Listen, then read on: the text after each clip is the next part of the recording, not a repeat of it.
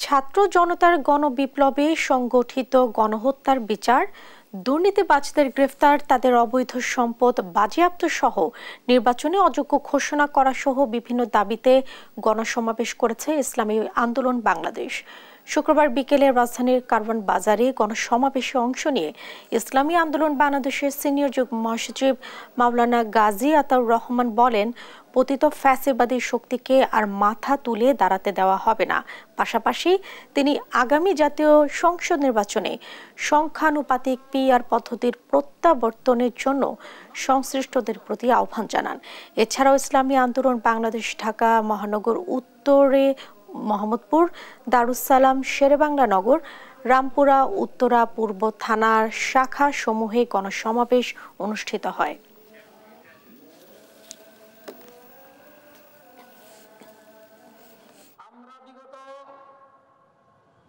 সমস্ত